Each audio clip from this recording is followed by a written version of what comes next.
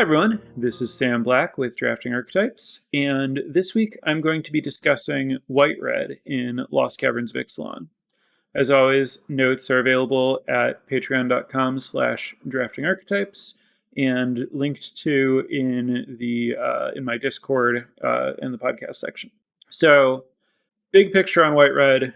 According to 17 Lands in recent weeks, so filtering for just the last, 2 or 3 weeks roughly, White-Red has been the fourth best performing by win rate among two color pairs, behind Blue-White, Red-Green, and Blue-Red. It's also the fourth most commonly drafted, behind those same archetypes. That might be because I'm looking at more recent results, so it would be more. I didn't really pay attention to comparing recent to all-time, but it's noteworthy that the best performing are also the most drafted, possibly now that most people who are playing have access to that data, and so they know to draft the decks that are doing well, but that's where White-Red falls. Notably, I would usually say fourth best performing is kind of middle of the pack. In terms of win rate gaps, the top three are really, really close to each other, and notably ahead of White-Red, which is then notably ahead of everything else. So, top of middle of the pack, or a tier 2 draft deck behind the clear tier 1 of White-Red, Red-Green, and Blue-Red. So that's how it's performing. I think that this set has the second most ambitious approach to White-Red from a limited design standpoint of any set I can think of since Strixhaven. So Strixhaven, for those who don't know, was a gold set focusing on enemy colored pairs and tried to kind of reimagine what those gold sets could look like and what the color pairs could do relative to Ravnica as kind of the foundational text on how the color pairs work. So in Strixhaven, White-Red was kind of reimagined as an attrition deck that used the graveyard to generate long-term value. But the cards individually were still doing things that were in White-Red's portion of the color pie. And the effect was that Lorehold was basically just a failure. The rate on doing the attrition stuff that it could do couldn't match up to the blue card advantage and bigger creatures offered by other color combinations. And so White-Red ended up needing to try to play an aggressive role that it wasn't really designed for, that it was basically just worse at than White-Black. Here, White-Red is similarly reimagined somewhat, but in a way that I think is less adversarial to the color pie and more successful because of that. So White-Red in most sets is either just generically about its theme is just White-Red aggro, or some other words to express we tried to make Trumpet Blast a good effect. So White-Red is often doing a token or go wide type thing. Here, it is still going wide in a sense, but it's more going wide with game objects than necessarily with creatures, which is kind of a fun twist because the game objects don't have inherent value and they're not attacking, so it's not playing quite the same way. But thanks to Sunshot Militia in particular, the 1 in a red, 1/3 that lets you tap to permanents, non-land permanents, artifacts, or creatures to deal damage to your opponent, those objects end up kind of becoming evasive attackers or otherwise serving your agenda. So White-Red in this set is aggressive, but in a way that hinges less on having a way to punch through your opponent's blockers, I guess. I think that White-Red in this set is a lot more structurally similar to kind of a traditional Blue-White Skies deck than White-Red usually is. You're focusing on early damage, and then you want to get your opponent as low as possible just by curving out with any creatures that you can. expect that they're going to have better creatures than you on the ground and pivot to trying to finish them off with your direct damage from cards like Sunshot Militia and Panicked Altasaur, as well as your like white flyers. The effect of playing more like a Skies deck rather than a traditional aggro deck is that combat tricks are a little bit worse, which also lines up with the idea that you care more about amassing number of permanents, and also removal, especially removal that like requires that the creature being killed is in combat in some way. So stuff like Cosmium Blast and Quicksand Whirlpool are better than they would be if you imagine your deck as like an attack on the ground type deck. So that's kind of how I see White Red's structural positioning and how I would be approaching the draft philosophically. I think the best White Red decks are like built around this evasive strength, and that means that their priorities are cheap creatures, especially aggressive creatures, but any cheap creature will do because they're going to account for like some amount of early damage, because you do want to like curve out and get ahead and put your opponent on the defensive, because that buys you the most time to finish your opponent off while also making you need to find the least damage to finish them off. And then removal, and the cards that you want to avoid are basically expensive creatures, though notably Panicked Altasaur is on plan as a good blocker that also contributes to your like burn them out plan.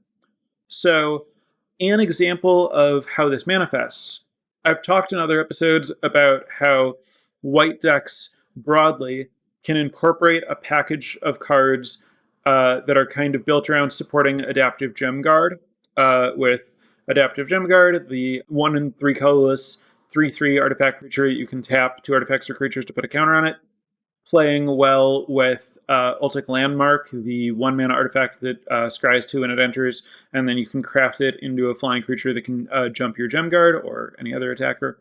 And then Tinkerer's Tote as a way to go wide to put counters on Gem Guard.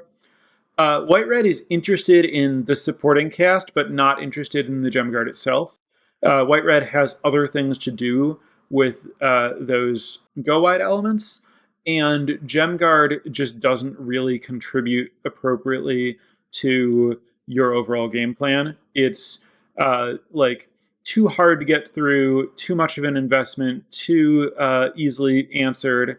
It's just not where you want to be, because it doesn't contribute to plan A. The other reason that Gem Guard and similar creatures don't play well is, as you're trying to play more removal within White Red, you end up playing some of the like second tier removal, which is the removal that's a little bit more expensive, like Rock Slide or Quicksand Whirlpool, or removal like Sunfire Torch, the equipment that gives +1 power, and when a creature holding it attacks, you can sacrifice it to do 2 damage to something.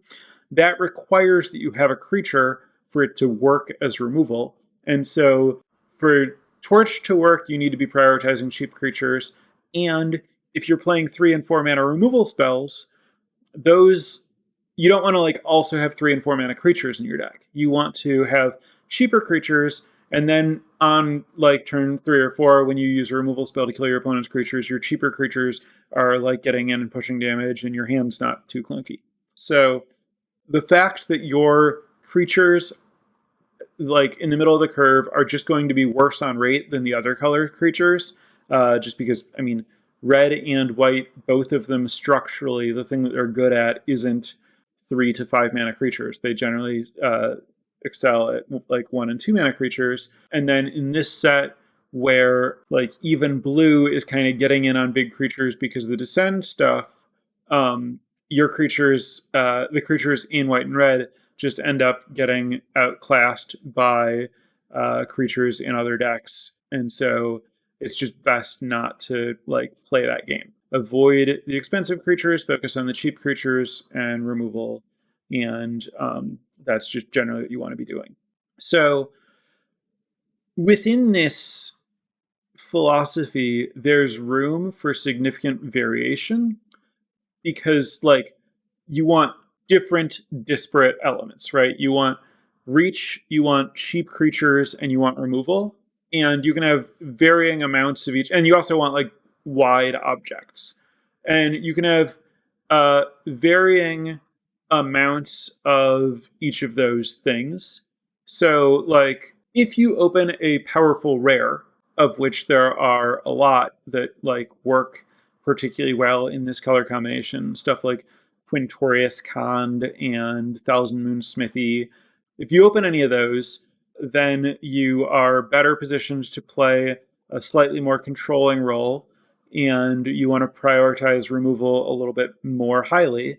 But because of what I said earlier about the way that the removal plays, even when you're trying to be in this, like, more controlling position, you still want to be like early creatures that can pivot into controlling, and you still want to prioritize cheap creatures rather than, like, more expensive creatures that block well.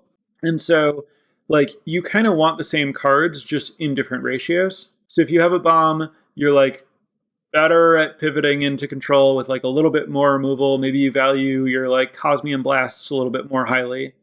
While if you have, like, good aggressive cards and not, like, bombs, then you probably focus more on other good aggressive cards and really prioritizing the reach elements, the militias, and even Itals Favor, which I should talk a little bit more about. So what I'm saying there, I think I've basically said. The deck can be drafted with, like, slightly different game plans where it prioritizes cards in slightly different orders, but you still want to be prioritizing from among the same pool of cards. So a few notable data points.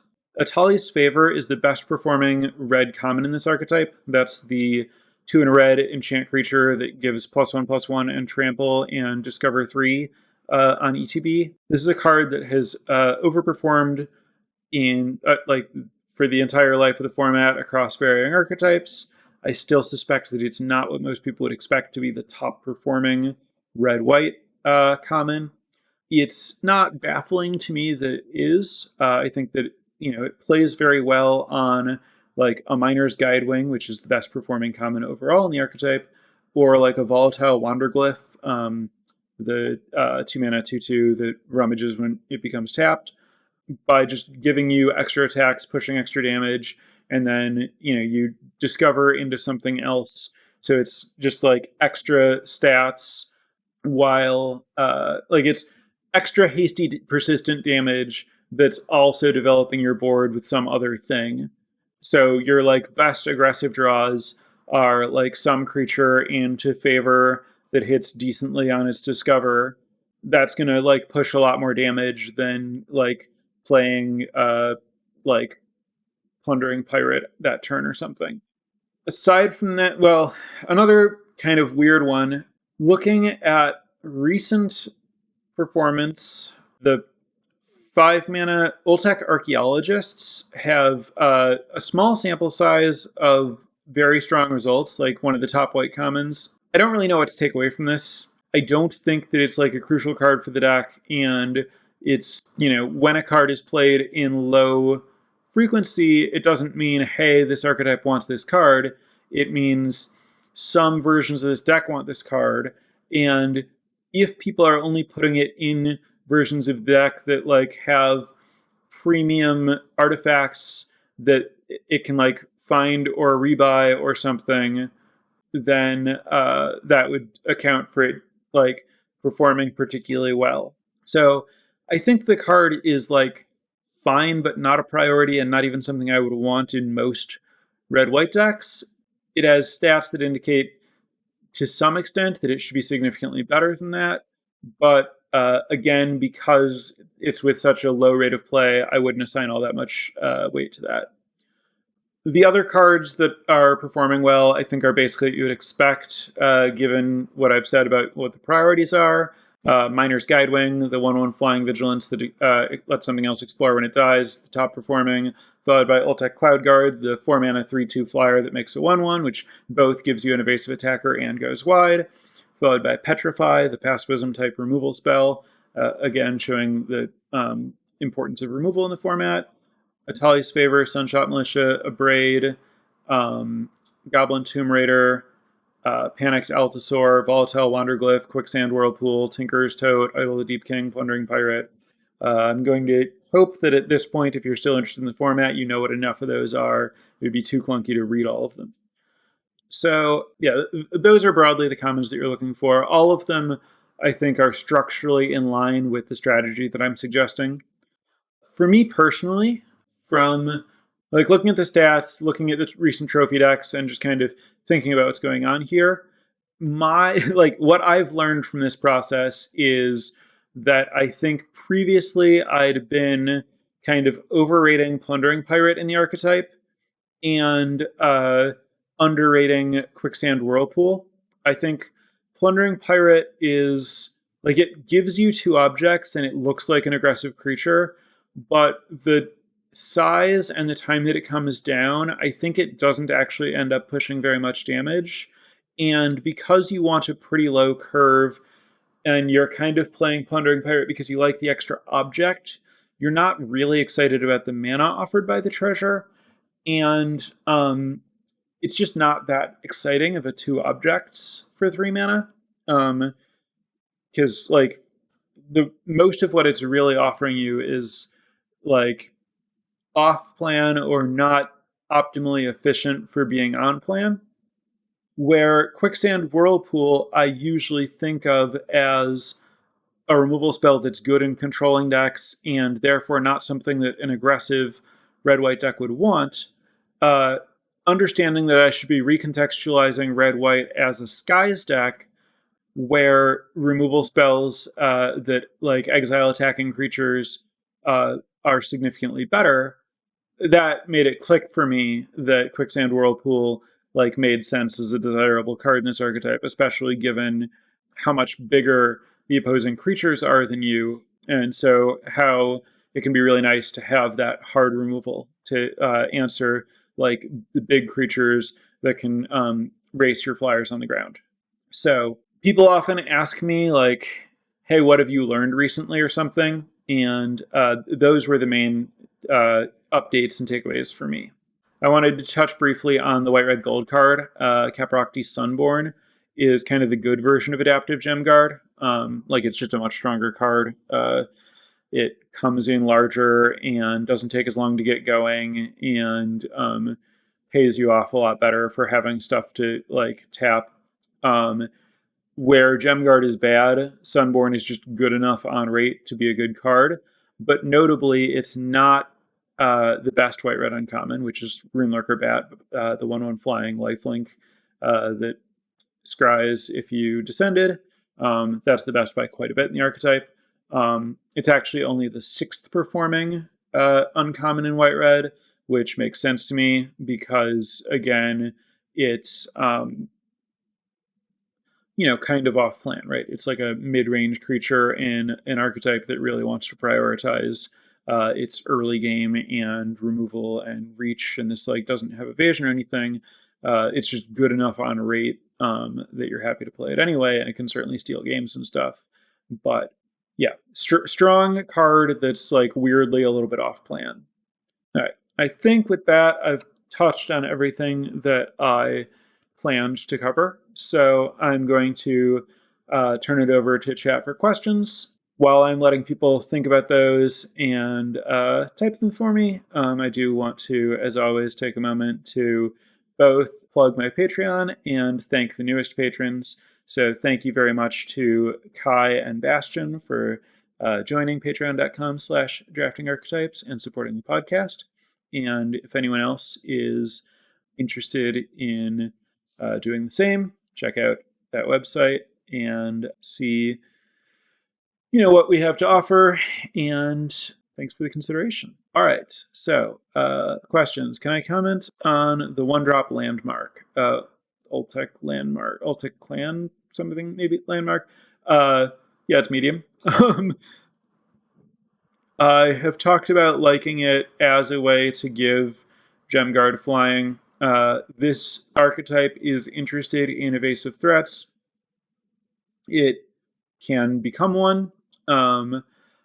I would want to be pretty sure that I expected to have an artifact in my graveyard to craft with it pretty early if I were to consider putting it in my deck. Other reasons to play it would be if Scry is particularly valuable, notably because I have some kind of like very, very good bomb that I'm looking to scry toward.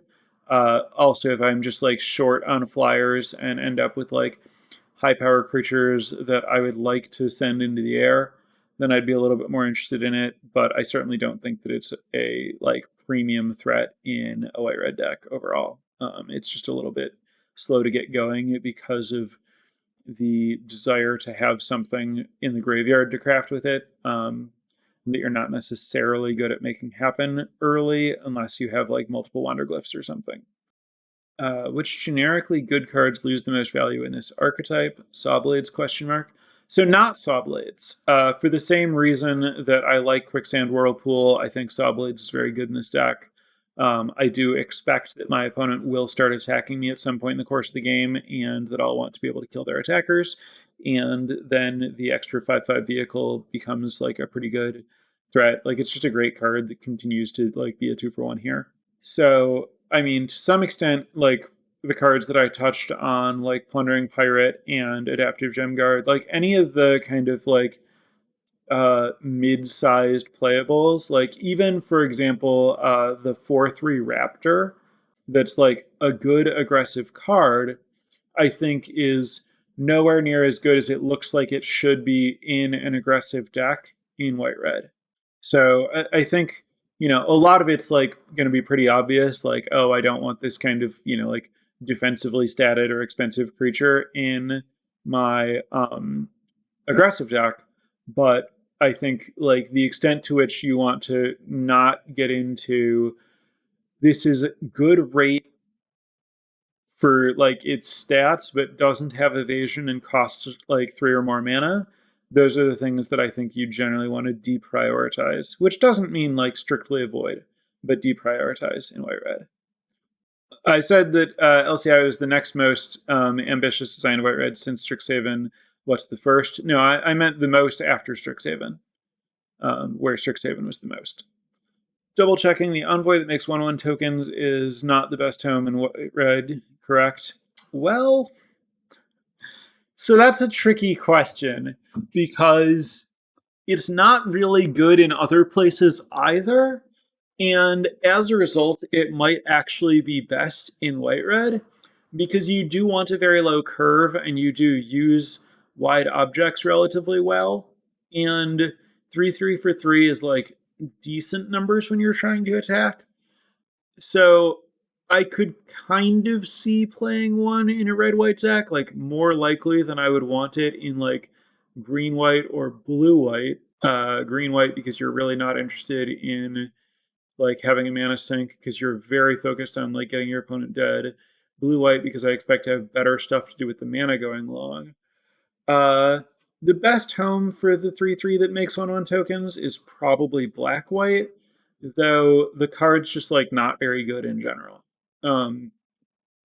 So I wouldn't say you should like deprioritize it relative to your baseline in red-white, but your baseline for the card should be very low. How many creatures do you need for Itals Favor to be good? Would you cut object removal for it, such as Torch or Ital? Yeah, I think that unless you are specifically trying to be a very controlling version of white-red because you have like some bombs that you're trying to solve for, you know, Itals Favor should be prioritized over mid-tier red removal, given, you know, like its win rate is like several percent higher. Like it performs, like given that it performs better than premium removal, it seems like it would be generally a mistake to play medium removal and not play favor.